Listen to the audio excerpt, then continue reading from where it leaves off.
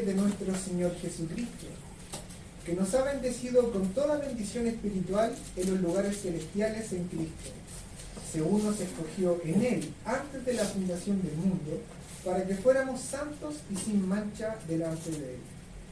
En amor, nos predestinó para adopción como hijos para sí mediante Jesucristo, conforme al beneplácito de su voluntad, para alabanza de la gloria de su gracia que gratuitamente ha impartido sobre nosotros en el amado. Oramos. Amado Padre, damos gracias por este día de reposo que usted permite que hoy disfrutemos, que hoy podamos congregarnos para estar a sus pies, para alabarlo, para bendecir su nombre, Señor, para encontrarnos y tener comunión los unos con los otros, para que usted, Señor, se mueva en medio de nosotros. Gracias por el privilegio, Señor, de poder adorarlo. Y también gracias por el privilegio de poder sentarnos a sus pies a escuchar su palabra, Señor. Oro por mis hermanos, por sus corazones, sus mentes, por sus vidas, sus familias, Señor, que deseosos y con gran hambre han venido, Señor, a sus pies, a ser edificados, consolados y hechos madurar, Señor. Oro también por mí, Señor, que soy torpe, que soy inepto, Señor, para que usted sea conmigo, para que usted, Espíritu Santo, sea hablando al pueblo. Ellos no quieren escucharme a mí, quieren escucharme a usted, Señor. Ellos merecen escucharme a usted. Que no sea idea de hombre saliendo de este púlpito, sino que sea toda su palabra fielmente predicada, Señor. Yo me escondo detrás de usted, Espíritu Santo, para que usted sea obrando en su iglesia, Señor. Todo esto se lo pido por los méritos de nuestro Señor Jesucristo, que es santo. Amén. Amén. ¿Pueden tomar asiento, mis hermanos?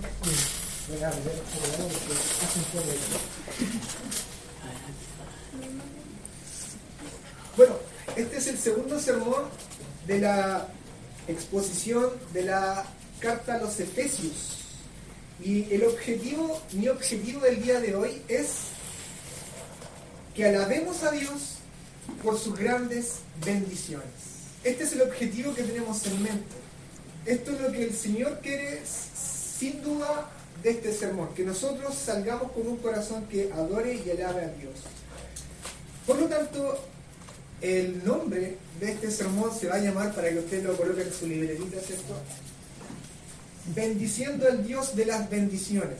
Y puede sonar redundante, ¿cierto? Sí. Bendiciendo al Dios de las bendiciones. Pero es precisamente lo que dice Pablo en el versículo 3. Bendito sea el Dios y el Padre de nuestro Señor Jesucristo, que nos ha bendecido con toda bendición espiritual. Es como que Pablo tiene un juego de palabras en el versículo 3 y él alaba a Dios por todas sus bendiciones. Así que el título de nuestro sermón, para que lo coloque en su libreta, es Bendiciendo al Dios de las bendiciones. Y usted se pregunta, ¿pero por qué debemos bendecir a Dios? 3 encabezados. Siempre son 3, ¿cierto? Porque nos ha bendecido en Cristo. El encabezado central será porque nos escogió en Cristo. Y luego porque nos escogió solo por gracia. Así que Dios mediante vamos a estar meditando en su palabra santa. Y permítame dar alguna introducción de este versículo, de estos versículos. Cuando nosotros somos hechos madurar, cuando maduramos en la relación con nuestros padres, ustedes todos hemos sido hijos, ¿cierto? Todos somos hijos. Cuando maduramos en la relación con nuestros padres, aquí chicos también, una de las cosas que ocurre en nosotros es que nos damos cuenta de las grandes bendiciones de nuestros padres. Todos sus esfuerzos, todo lo que ellos hicieron por nosotros. Como que cuando somos chicos no percibimos esas cosas. Pero cuando empezamos a crecer y a madurar, ahora que yo soy adulto, entiendo el comportamiento y el proceder de mis padres. Y entiendo que fueron grandes bendiciones. Así ocurre también en la vida cristiana, hermanos míos. Cuando somos pequeños en la vida cristiana, difícilmente entendemos lo que Dios ha hecho con nosotros.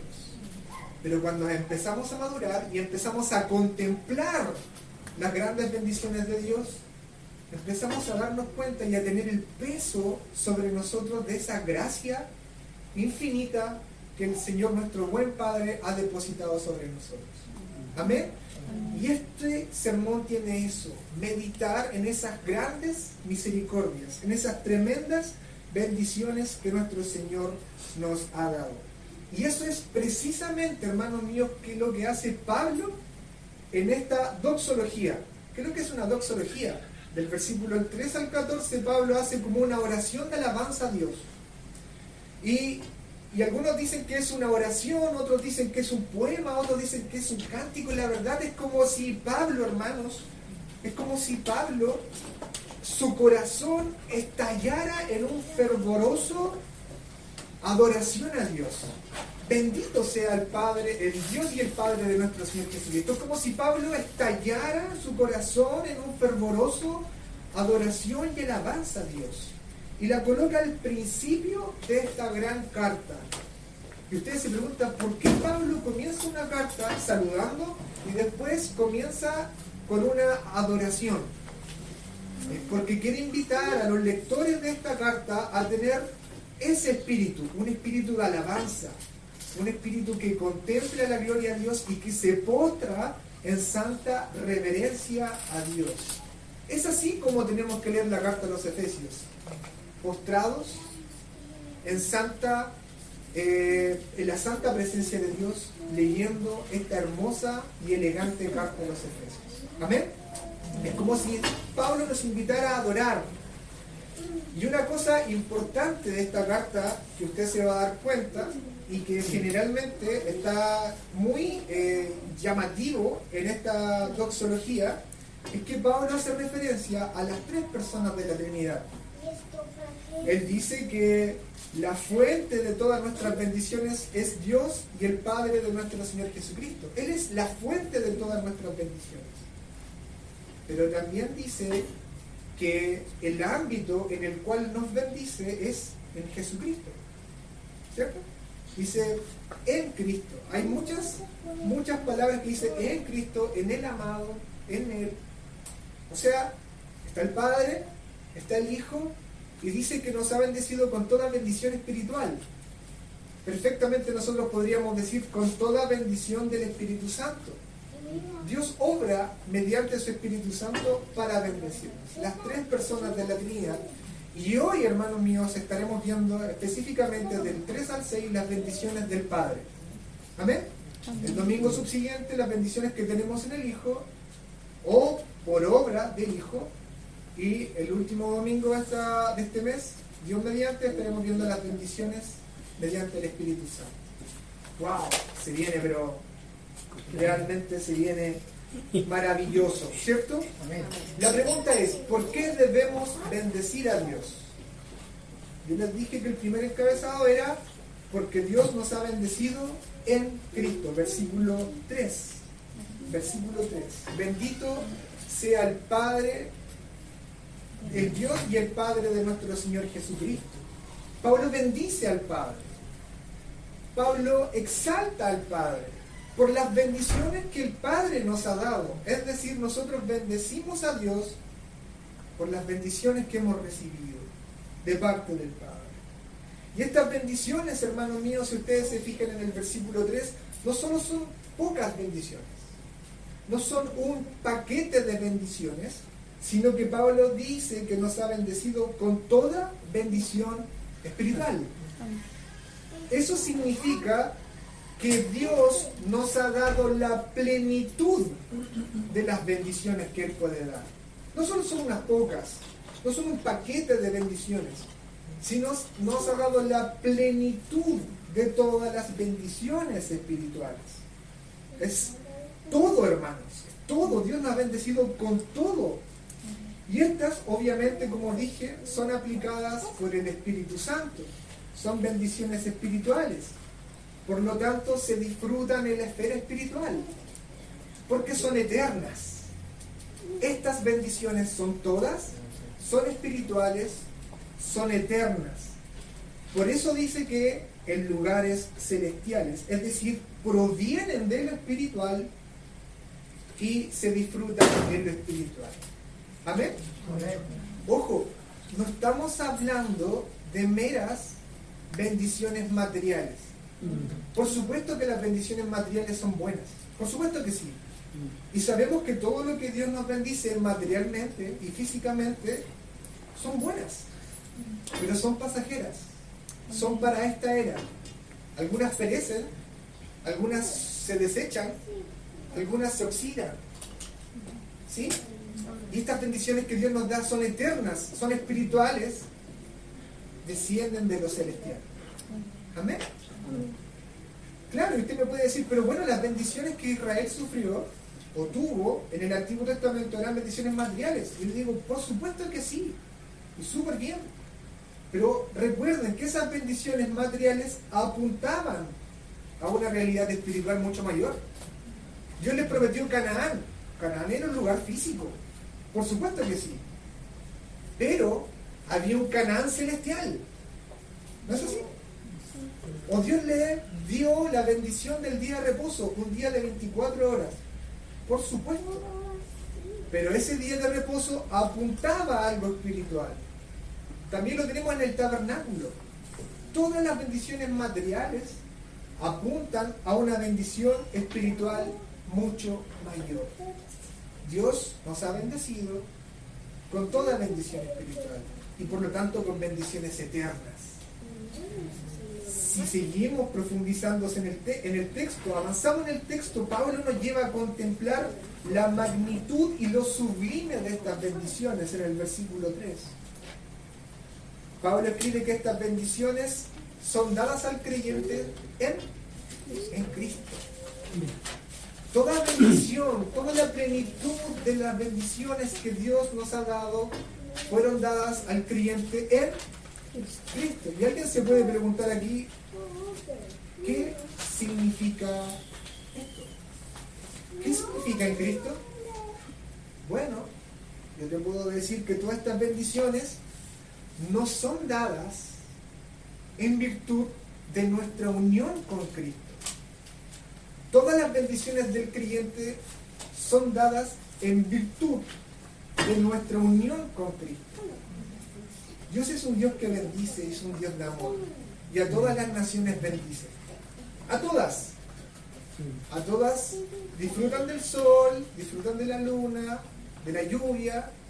Pero no estamos hablando de esas bendiciones, estamos hablando de toda bendición espiritual en Cristo, que son dadas solo a los creyentes, porque están en Cristo. Somos bendecidos, esta iglesia es bendecida, usted es bendecido porque está en Cristo. Y está en Cristo, esta unidad con Cristo, es más que representatividad, porque algunos dicen, estar en Cristo significa que Cristo es mi representante. Sí, por supuesto que sí. Pero es mucho más que eso, hermanos míos. Es mucho más que eso.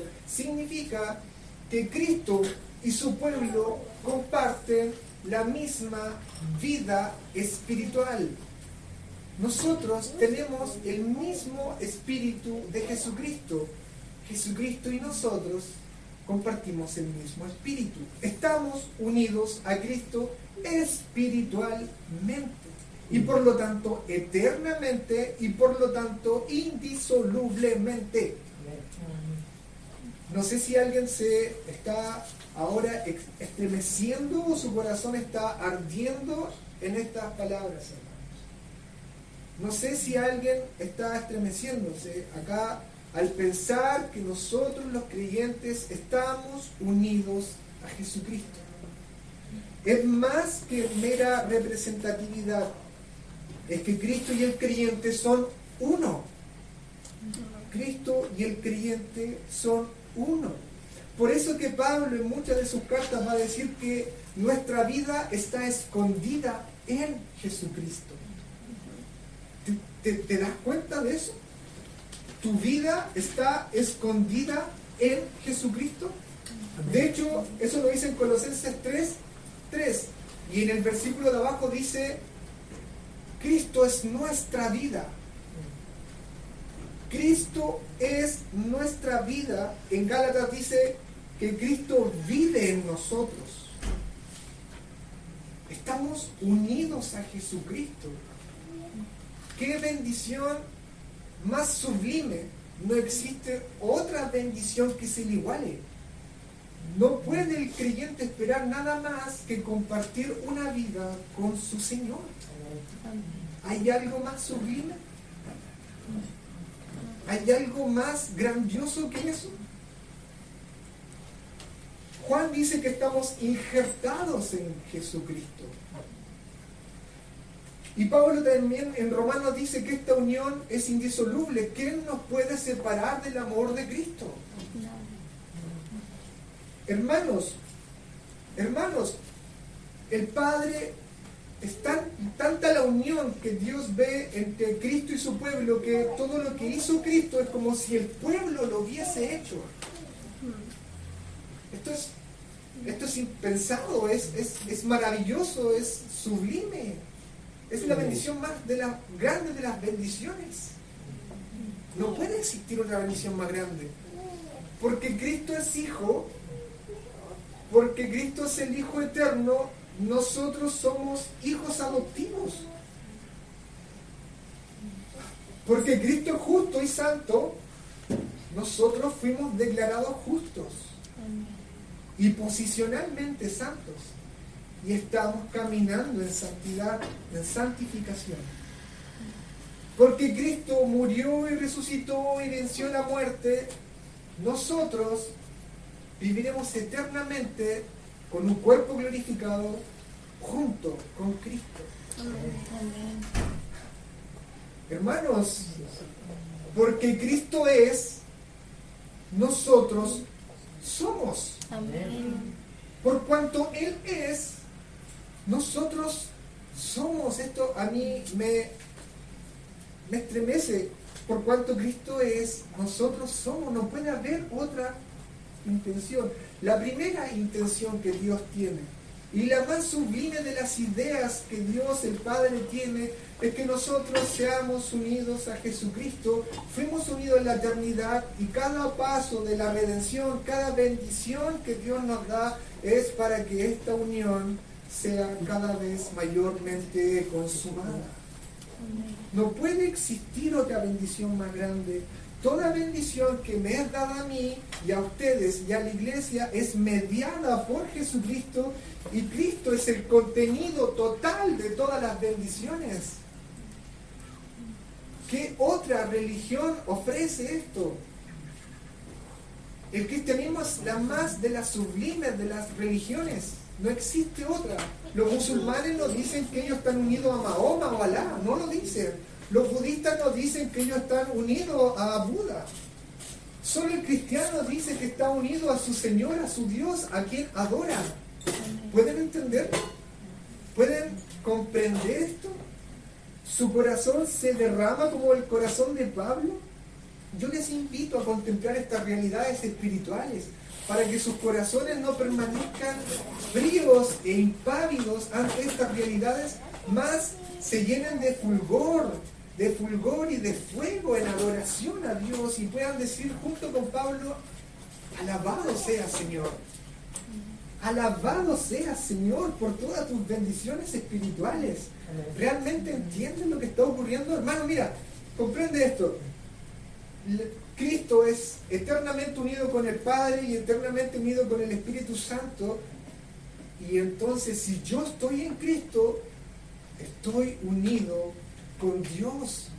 Esto es lo que Cristo oraba en Juan 17, orando para que la iglesia permaneciera unida. Cristo dice: como tú, oh Padre, estás en mí y yo en ti, que también ellos estén en nosotros. Que también ellos estén en nosotros. Hermanos, estamos unidos con Dios.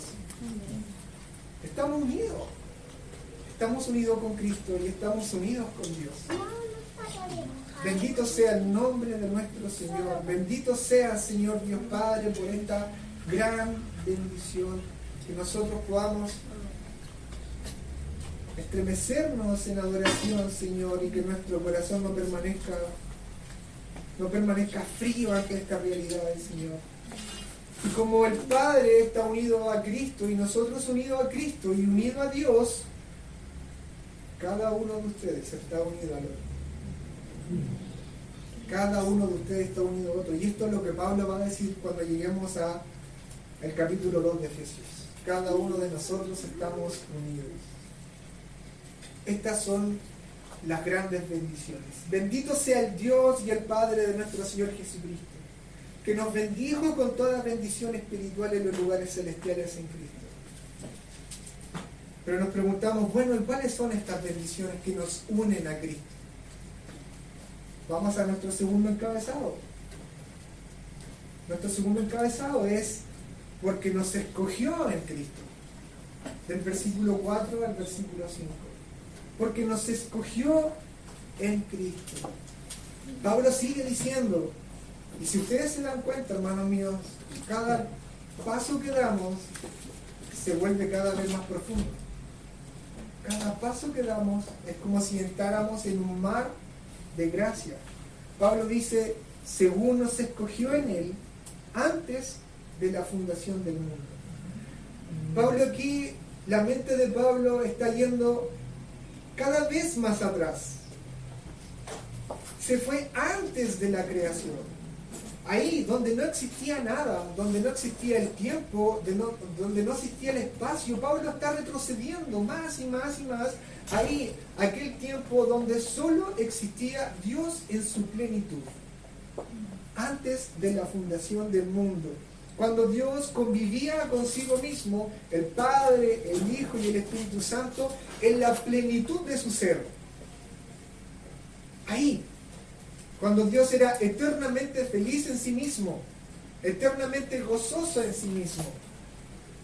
Y ojo con esto, Pablo le está hablando a los efesios, a una iglesia de creyentes. Le está hablando a los santos y a los fieles de Éfeso. No le está hablando esto a todo el mundo. Esta carta no es para todo el mundo, sino que para los santos y los fieles de Éfeso. A ellos le está diciendo, Dios les escogió de todo un universo de personas. Dios a ustedes les escogió, es decir, consideró unir a ustedes a Cristo, consideró que ustedes eran para Él.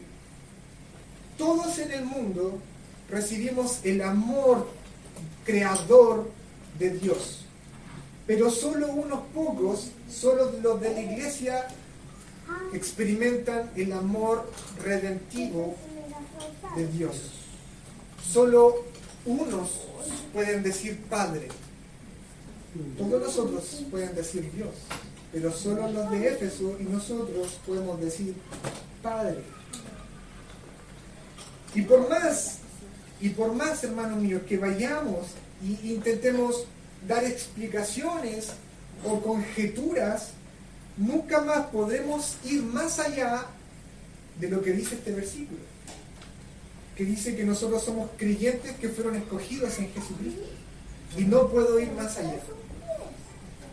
Usted se pregunta, pero ¿por qué Dios me escogió a mí? Porque estabas unido en Jesucristo, porque estabas en Cristo. Y no puedo dar más explicaciones que esto. Es como si pudiésemos tener alas de águila y retroceder ahí al principio y pasar el principio, ir a la eternidad cuando solamente existía Dios, y ahí nos fatigaríamos y caeríamos porque realmente no pudimos ir más atrás que decir que Dios nos escogió en Jesucristo. Cada uno de ustedes fue elegido porque estaba en Cristo. Y el texto, hermano mío, dice que usted fue elegido no para que estuviese unido a Cristo, sino porque estaba unido a Cristo, fue escogido. Hoy lo repito de nuevo. Usted no fue escogido para que algún día estuviese unido a Jesucristo. No. Usted fue escogido porque estaba unido a Jesucristo. Y usted se pregunta, ¿por qué Dios me concibió en Jesucristo? No podemos dar más explicaciones. Solo lo único que puedo decir, hermanos, atreviéndome a conjeturar algo, solo lo único que puedo decir es que usted jamás fue visto por Dios de otra forma que no fuese unida a Jesucristo. No puedo ir más atrás que eso. Usted, cada uno de ustedes, jamás fue concebido, pensado por Dios de otra forma que no fuese unido a Jesucristo.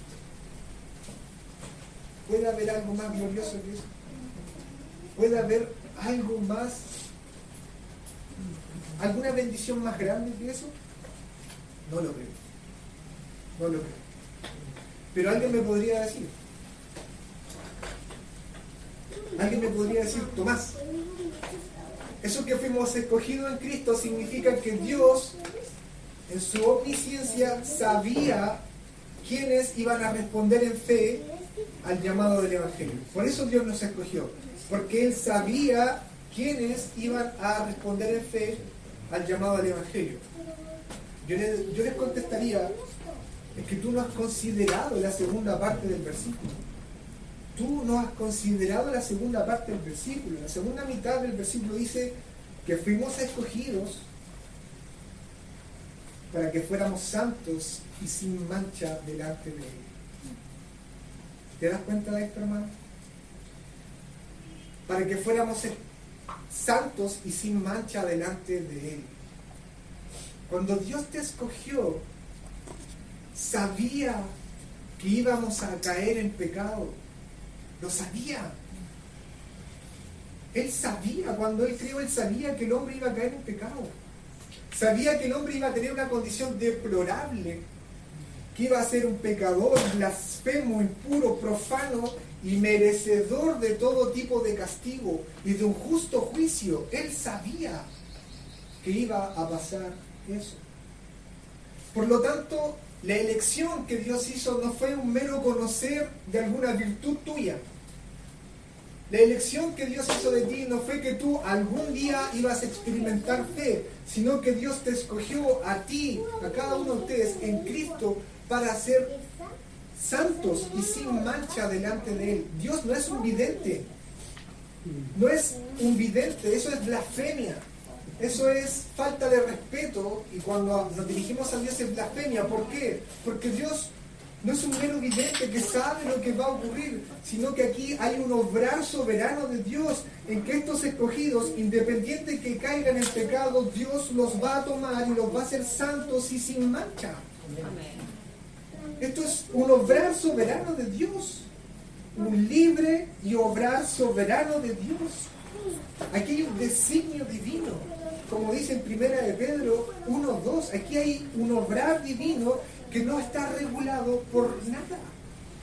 Dios no tiene por qué ser regulado por un obrar mío. Ese no es Dios.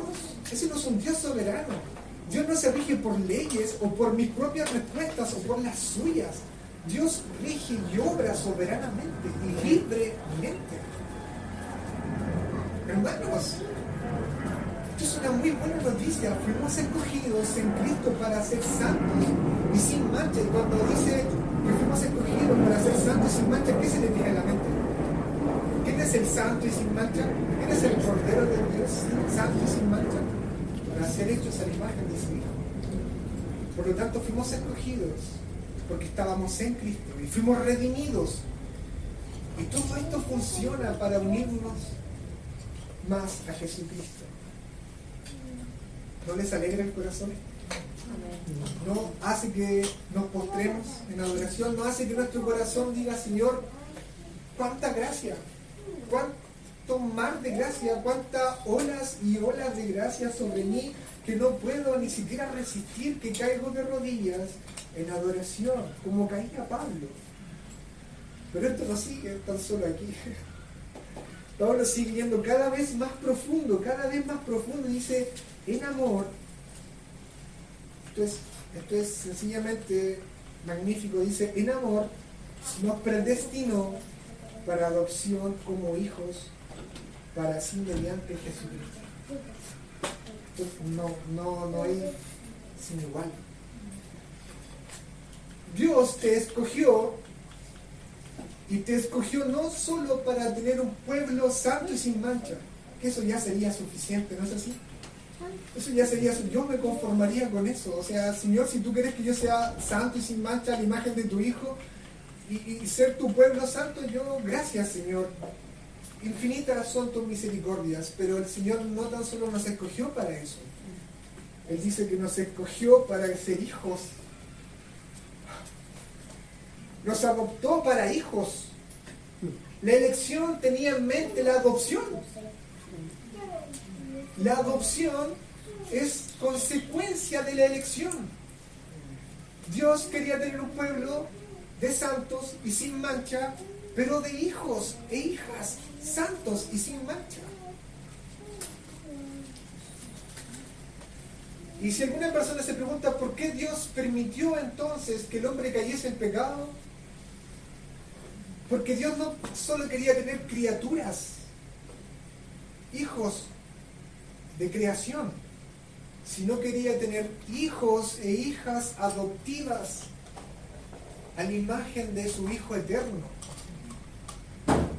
¿Te das cuenta que tú como hijo adoptivo tienes los mismos privilegios que el hijo mayor? Lo mismo. Puedes llamar Padre al Dios de la creación. Por supuesto, nuestro hermano mayor, nuestro Señor Jesucristo, va a ser nuestro Rey. Es nuestro Dios y nuestro Rey. Pero también somos hijos. Y por cuanto el Hijo se sienta a la diestra, por cuanto el Hijo está ahí, nosotros estamos. Estamos sentados en lugares celestiales, dice Pablo. Esto no puede ser mayor. Esto no puede ser más bendición. Bendición tras bendición. Gloria tras gloria. Misericordia más misericordia. Esto es digno de ser alabado. Esto es digno de ser contemplado y alabado por nosotros. La iglesia, hermanos, la iglesia no puede permanecer impávida con estas realidades. Yo me preocuparía si tu corazón está inquieto, si tu corazón no se conmueve con esto. Yo me preocuparía bastante. Y quizás tú puedes decir, ¿no fui yo quien elegí a Dios? ¿Sí? ¿Tú lo elegiste? Lo elegiste libremente. Pero lo elegiste porque Dios te eligió primero. ¿No fui yo quien escogí a Dios? Sí, lo hiciste tú. Lo hiciste libremente. Pero lo hiciste porque Dios te pensó primero en Jesucristo. Jesucristo mismo dijo, no me escogieron ustedes, sino yo los escogí. No es posible entender las razones de la elección. No es posible. Tanta sabiduría no podremos llegar nunca a tener. No podemos meternos en la mente de Dios. No podemos conjeturar, como hacen algunos teólogos, conjeturar y ver por qué y agarrar textos y moldearlos. Si tú crees que la elección no es así como yo la estoy definiendo, incluso da hasta lo mismo. Vamos a seguir siendo hermanos igual. Pero hay aquí solo una respuesta que Dios espera al revelarnos la elección. Y esa respuesta es que nos postremos y le adoremos. Amén. Solo eso. ¿Por qué Pablo escribe? ¿Por qué Pablo nos da esta revelación? ¿Por qué Pablo llega hasta ahí? Es para simplemente tú postrarte y adorar. Y si tu corazón está siendo hoy llevado en llamas a una adoración, si tú no estabas considerando la elección, es necesario que lo empieces a hacer. Que como hacían los puritanos, se postraban y meditaban en esto. Contemplemos la elección, hermanos míos, en Cristo, y que nuestro corazón nos lleve en adoración, no en orgullo. Aquí no hay respuesta para el orgullo, no hay cabida para el orgullo. No, como muchos creen, como muchos de nuestros hermanos que se hacen llamar como nosotros creen, que se enorgullecen, como que miran al resto, lo miran como más abajo. Aquí el ego, aquí el orgullo, no hay cabida para eso. Hay solo una respuesta, y esa respuesta es adoración. Y como algunos dicen, creo que la doctrina de la elección puede llevar hacia el pecado. Yo diría que sí. La doctrina de la elección lleva al pecado, pero lleva al pecado al que no es elegido. Todo que dice ser creyente, que dice que cree en la doctrina de la elección, pero vive como quiere y hace lo que quiere, no entiende el propósito de la elección. Santo y sin mancha, dice la palabra. Todo elegido va a vivir santamente y sin mancha, va a buscar santificarse. La elección no va a ser algo que él utilice como para llevar una vida libertina. Santo y sin mancha. Santo y sin mancha. Que nuestro corazón sea llevado a una adoración genuina. Que nuestro corazón sea llevado a una adoración genuina a nuestro Dios. Y por último, hermano, el tercer último encabezado y cada vez más profundo, porque nos ha salvado solo por gracia. Eso es lo que dice el versículo 6. Pablo dice algo que a mí me estremece, hermano.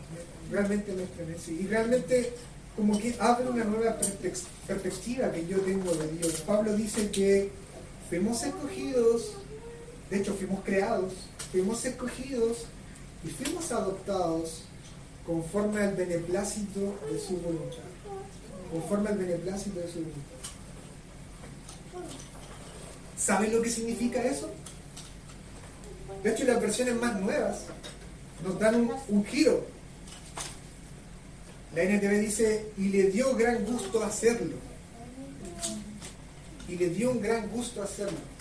Es como lo mismo que yo les dijese, Dios se complajo en hacerlo.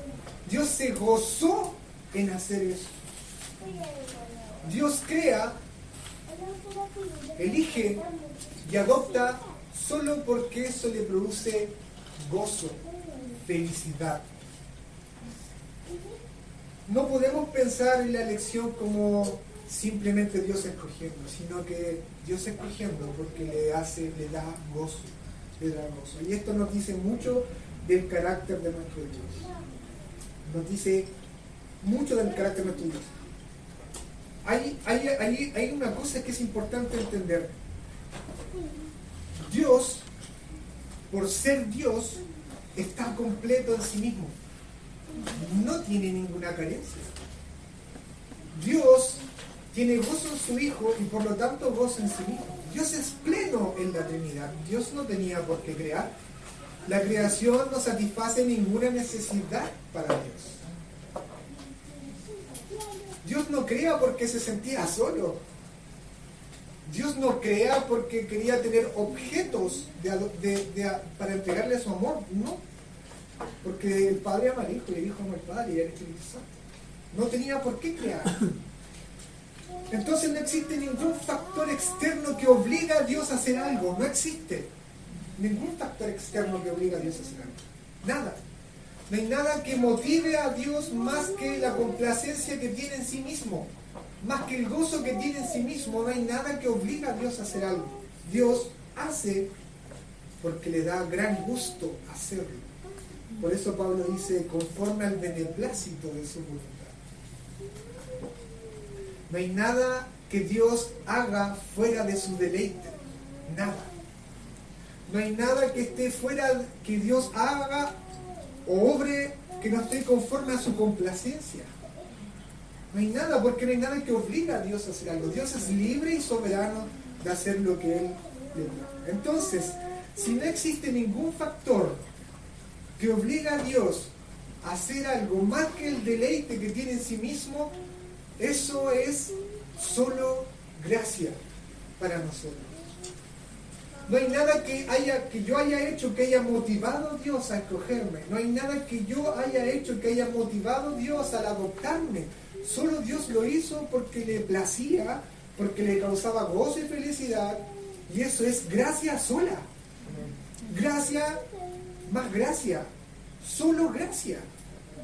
Y cuando yo veo eso, hermanos, cuando yo veo eso, que no hay nada que yo haga, es solo Dios derramando su gracia sobre mí, yo cada vez veo lo magnífico de su gracia. Cuando yo me quito de en medio, quito cualquier factor mío, solo veo su gracia. Solo veo el mar profundo de gracia que Él tiene. Por eso Pablo, una y otra vez, no tan solo en esta epístola, sino que en todo el Nuevo Testamento dirá, de manera que alabamos a Dios por la abundante gracia que derramó sobre nosotros, los que pertenecemos a su Hijo. ¿Te das cuenta? ¿Te das cuenta que si tú quitas todo factor, solo queda la gracia de Dios? Dios se complajo en adoptarte, en crearte, en escogerte, solo por gracia. Y cuando tú contemplas esto, ¿qué provoca en ti? ¿Qué provoca en ti? Solo por gracia. Yo no hice nada. Yo no merecía nada. Solo fue gracia. ¿Qué provoca eso en ti? Te postras y adoras. Y dices, oh bendito Dios y Padre de nuestro Señor Jesucristo, que nos ha bendecido con toda la bendición espiritual en los lugares celestiales. Esa es la única respuesta. Esa es la única respuesta posible. Dios hace todo esto por gracia. De hecho, Dios escogió a Israel solo por gracia. Dios escogió a Israel solo por gracia. Fíjense lo que dice en Deuteronomio 7, del 6 al 8. Fíjense lo que dice Moisés al pueblo. Pues tú eres un pueblo santo porque perteneces al Señor tu Dios. De todos los pueblos de la tierra, de todos los pueblos de la tierra, el Señor tu Dios te eligió a ti para que seas su tesoro especial. El Señor no te dio su amor, ni te eligió porque eras una nación más numerosa que las otras naciones. Pues tú eres la más pequeña de todas. Más bien, fue sencillamente porque el Señor te ama y estaba cumpliendo el juramento que le había hecho a tus antepasados. Aquí hay algo fantástico, hermanos, si lo meditamos. Si lo quieren buscar, Deuteronomio del 7, del 6 al 8. Dios deja muy en claro aquí, que le pertenece todo. Dios es dueño y señor de los egipcios, de los vikingos, de todos los pueblos de la tierra. Es dueño de todo. Eso es lo que le dice. Todos los pueblos de la tierra, el Señor tu Dios, de todos los pueblos el Señor te escogió a ti, Israel. El Señor pudo bien escoger a los egipcios, pudo bien haber escogido a otra tribu, a otro pueblo, pero Dios escogió a Israel. ¿Por qué? Porque el Señor es libre y soberano de haber escogido a quien le haya placido. Ese texto lo deja muy en claro. El Señor pudo haber escogido a todos, pero escogió a Israel. Y no por algo que Israel tuviera, no por algún factor de Israel. Eso lo deja bien en claro. Tú eres la más pequeña de todas las naciones. Dios escogió a Israel no por Israel, sino que lo escogió por simplemente gracia, por simplemente que los ama. ¿Pero por qué amaba a Israel, Señor? Simplemente los amé. Un amor de padre. No un amor que es el amor que Dios entrega globalmente a todos, sino un amor paternal. Eso es lo que dice en Romanos 9. Dios escoge a un hombre, a Abraham. Pudo haber escogido a cualquier otro, pero Dios escogió a Abraham. Y Abraham tuvo dos hijos, Ismael e Isaac. Pero Dios escoge al menor, a Isaac, el que no tenía ninguna probabilidad de nacer. ¿Para qué? Para dejar en claro que Dios no le importa las probabilidades o las dificultades. Dios escoge libre y soberanamente. Y de Isaac, dos hijos, Esaú y Jacob. Era lógico que el primogénito recibiera la bendición. Pero Dios deja muy en claro que no le importan los códigos del hombre, sino que Él es libre y soberanamente para escoger al menor. Y Dios escogió a Jacob. Esto es lo que está diciendo el texto. Dios es libre de hacer lo que Él le plazca, porque Él es dueño de todo, pero Dios escoge por gracia. ¿Qué pasa con nosotros? ¿Qué pasa con los gentiles? Bueno, nosotros no éramos pueblo, no éramos escogidos, Pero cuando Israel endureció su corazón y con el ministerio de los apóstoles y de nuestro Señor Jesucristo, el Evangelio se empezó a proclamar a toda lengua, tribu y nación. Y ahí Dios no se escogió una nación, escogió a hombres particulares para formar un pueblo, la iglesia. Ahí Dios no escogió un pueblo. Dios coge a hombres particulares para formar una iglesia, un pueblo.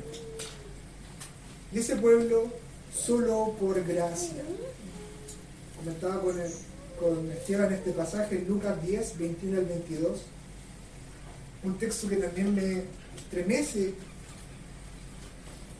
Nuestro Jesús hablando en el contexto de los 70 cuando vienen llegando.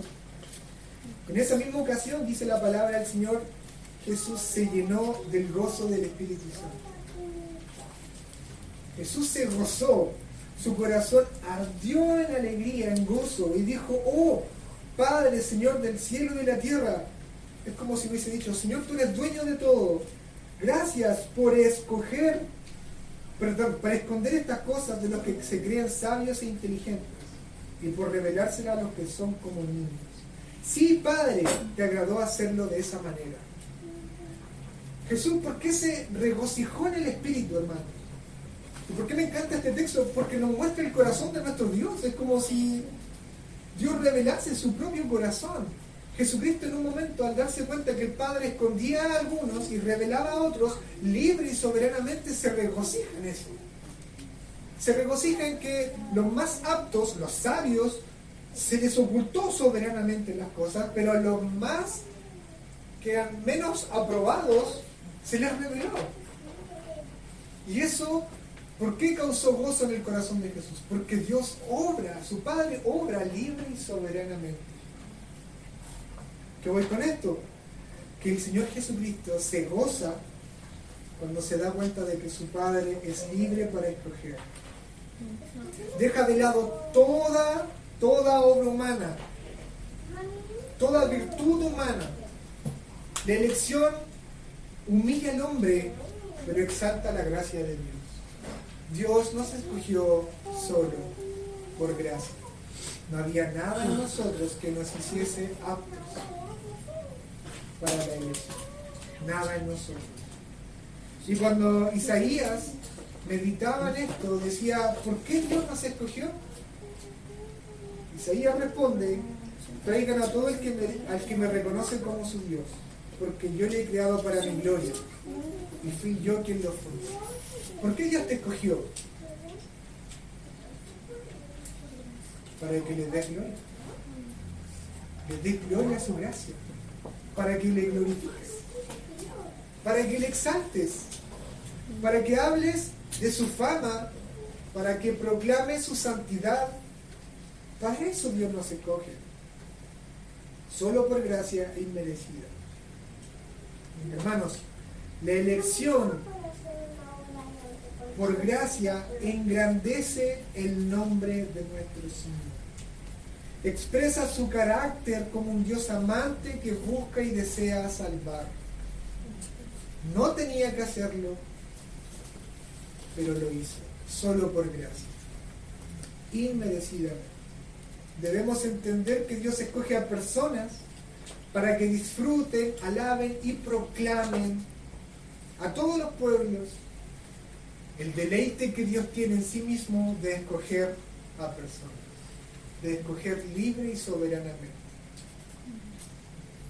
Lo que les digo, hermanos, lo que les digo, cuando sacamos todo factor, nos damos cuenta que es solo por gracia. Y esto nos lleva a adorar a Dios. Solo hay aquí una aplicación. Solo aquí hay solo una aplicación, hermano. Y recordemos el ejemplo del principio. Cuando maduramos, cuando maduramos como cristianos, nos damos cuenta la dádiva de Dios, las bendiciones de Dios, inmerecidas. Bueno, ahí estamos madurando, pero nos damos cuenta cuán grande es Dios, cuán gloriosa es su gracia, Su gracia, más gracia y sobre la gracia. Dios no estaba obligado a nada. Dios es libre y soberano, pero Dios nos escogió. Nos escogió porque estábamos en Cristo. No sabemos por qué, pero fue una obra libre y soberana. Una manifestación de su gozo, el gozo que Dios tiene en sí mismo para hacer y obrar todas las cosas. Solo aquí hay una respuesta. Y la respuesta es adoración. Y la respuesta es alabar a Dios. Alabar a Dios. No pasemos de nuevo por este texto con nuestros corazones fríos. No pasemos, no nos permitamos eso pasar de nuevo. Sino que cuando leamos de nuevo esta porción de la Biblia, seamos conmovidos como fue conmovido el corazón de Pablo. Pidamos a Dios un corazón fervoroso. Yo compartía con mi esposa y le decía, tengo un problema conmigo. Que esta realidad no me estremece tanto como debería estremecerme. No alienta mi corazón a un fervor como lo debería alentar. No quiero pasar, le compartí a mi esposa, no quiero pasar nuevamente por aquí sin que mi corazón crea intelectualmente esto, pero no explote en adoración a Dios. No quiero de nuevo pasar por eso, hermanos. Y es mi oración, y ha sido la oración toda la semana, que ustedes tengan el mismo sentir que yo. Que seamos una iglesia que adore a Dios por sus grandes bendiciones. Que adore a Dios por lo que hizo ya en Jesucristo. Una iglesia que sienta que Dios no le debe nada, que Dios nos ha dado todo. He estado en iglesias que creen que Dios les debe todo, y piden y piden y piden. Pero yo quiero tener una iglesia que se postre en adoración por haber sido escogida por gracia en Cristo. Que este sea nuestro corazón, que este sea nuestro sentir, que este sea la llama que impulsa nuestras vidas. Amén. Les invito a colocarse de pie y a orar.